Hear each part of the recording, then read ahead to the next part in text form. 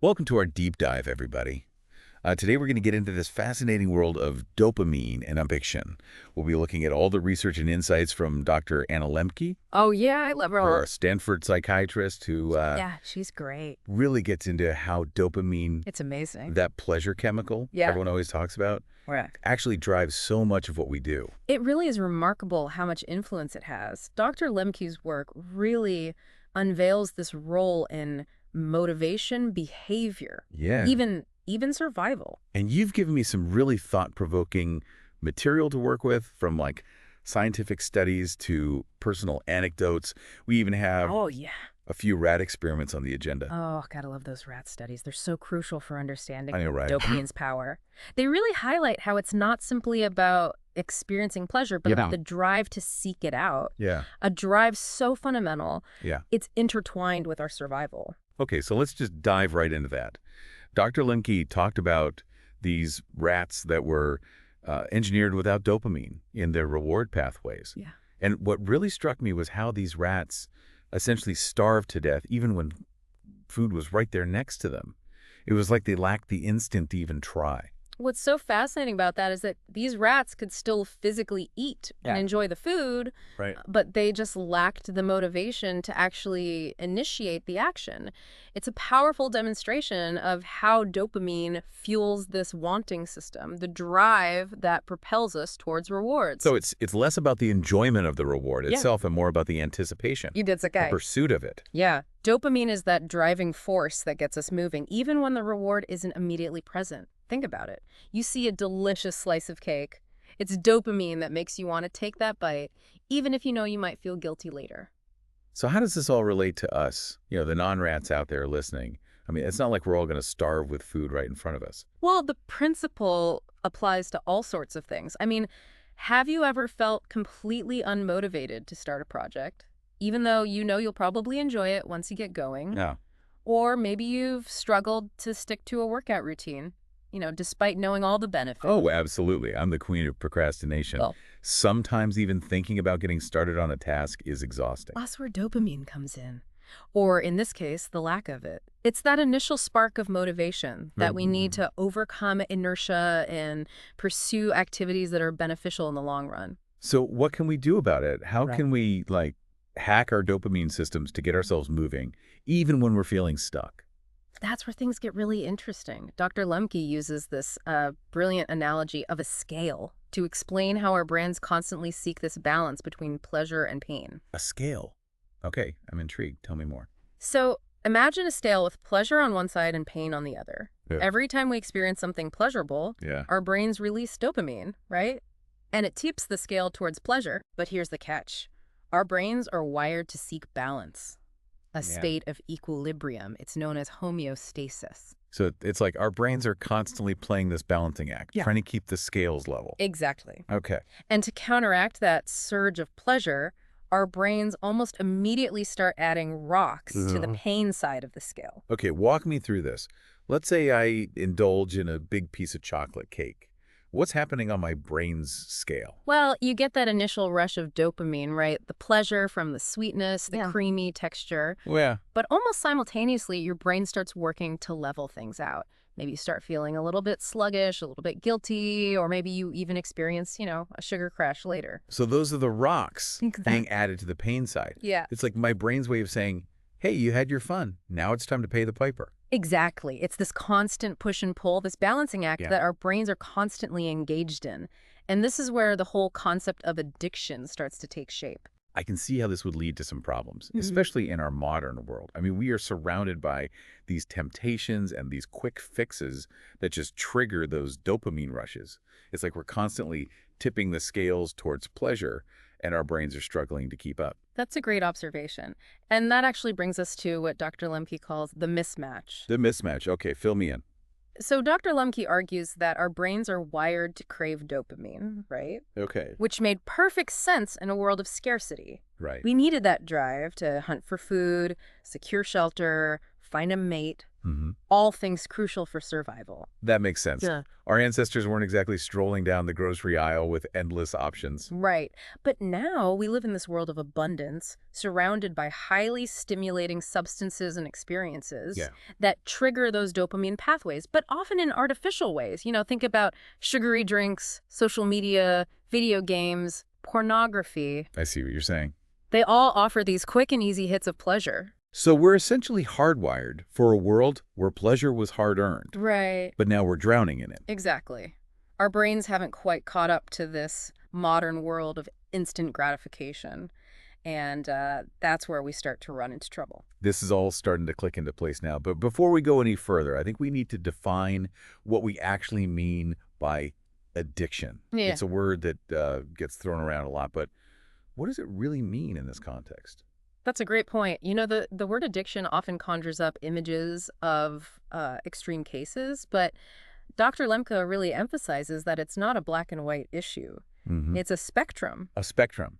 So it's not just about whether or not you're addicted, but about the degree to which Right. certain behaviors or substances are controlling your life. Precisely. Most of us engage in some level of compulsive overconsumption. Yeah. The crucial question is it causing harm to ourselves or others? Is it interfering with our values, our goals, our relationships? That's a really powerful way to frame it. And it actually makes me think about Dr. Lemke's own personal struggle with addiction to romance novels. Oh, yeah. Which is really interesting. Very open about that. Yeah. That experience, yeah.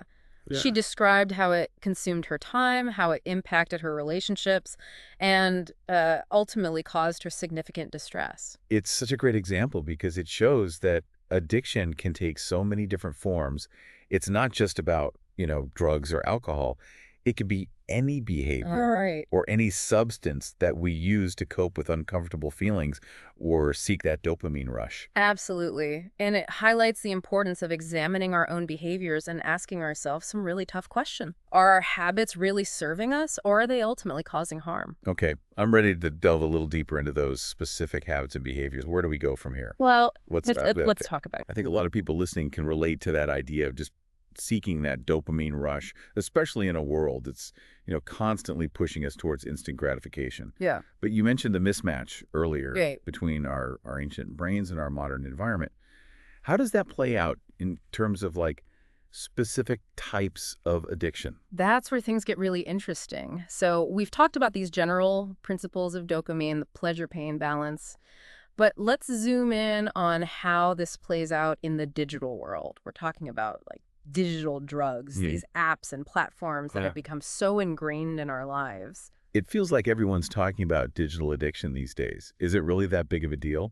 Or are we just overreacting to new technology? I think it's important to acknowledge that technology itself isn't inherently bad, right? I mean, it's a tool, and like any tool, it can be used for good or for ill. Sure. But what Dr. Lemke highlights is how these digital platforms are often designed to exploit our dopamine-driven reward systems. So it's not just about our own individual choices Right. or weaknesses. It's about the way these platforms are intentionally engineered to keep us hooked. Exactly. They use this whole arsenal of techniques. I mean, you think about it. Bright colors, catchy notifications, endless scrolling feeds, Right. and carefully curated content Oh, yeah. that keeps us engaged even when we know we should probably be doing something else. It's like they've figured out how to push our dopamine buttons. Yes. And they're not afraid to do it repeatedly. Think about it. You get a notification, a little ping, a little red dot. Yeah. Suddenly you're drawn back in. You're compelled to check your phone, scroll through that feed, Yep. or see what's happening in your favorite game. It's this constant tug on our attention. Yeah, for sure.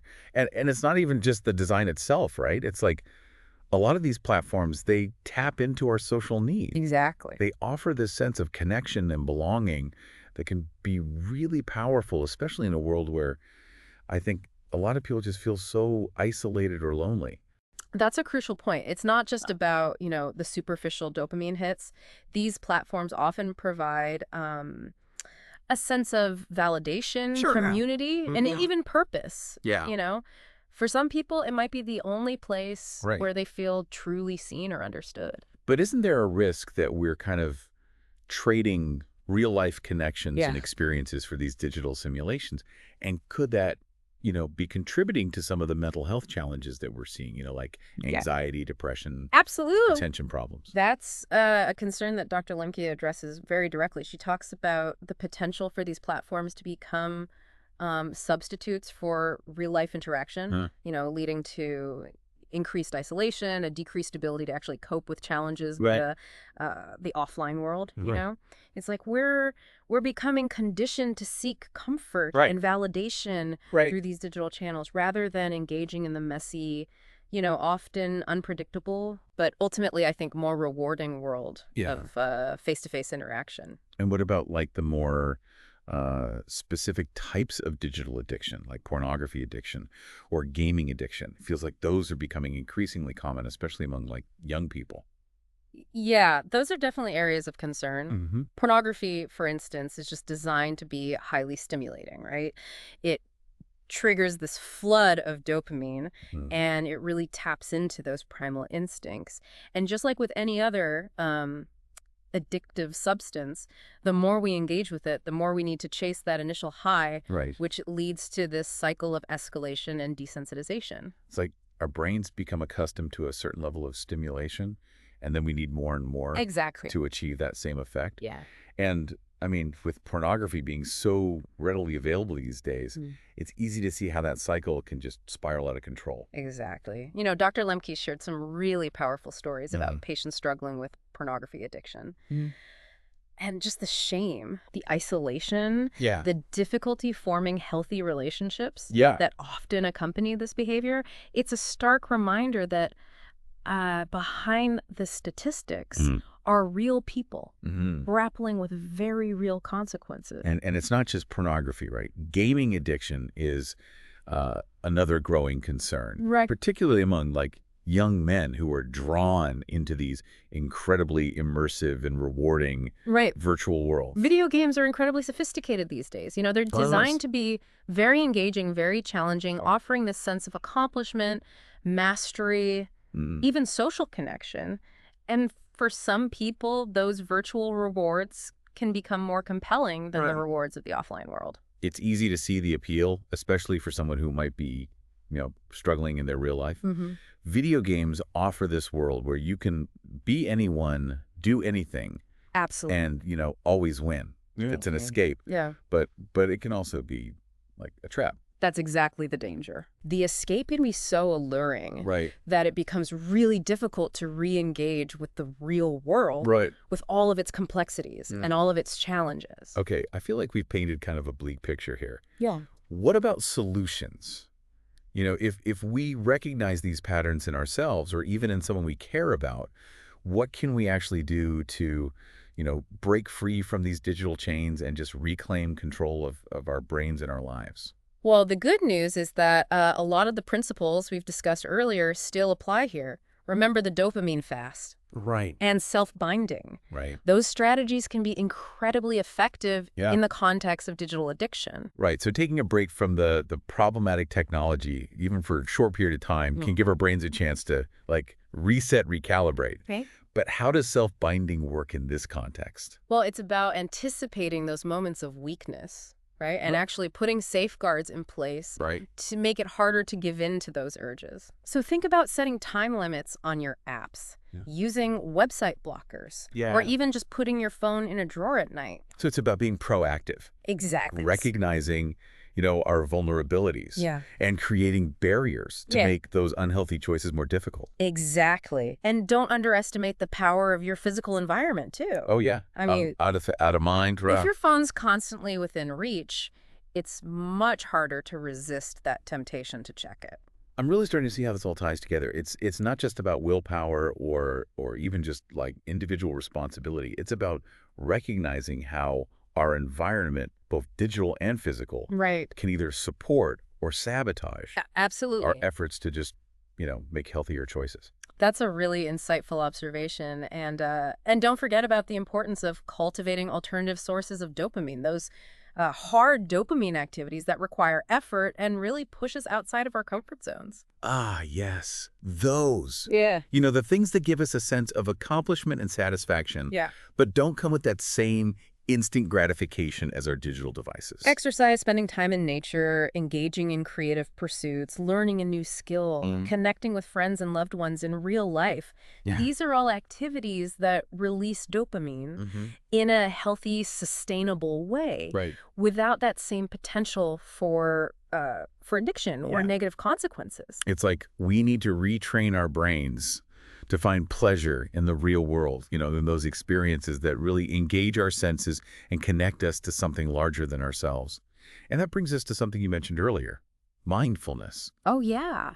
I- How can mindfulness help us break free from, these digital chains? Mindfulness can be a really powerful antidote Yeah? to digital addiction. It's about cultivating this ability to be present in the moment, Okay. paying attention to our thoughts, feelings, and sensations without judgment. So it's like hitting the pause button Right. on that constant stream of Like- thoughts and distractions and just being present in the here and now. Exactly.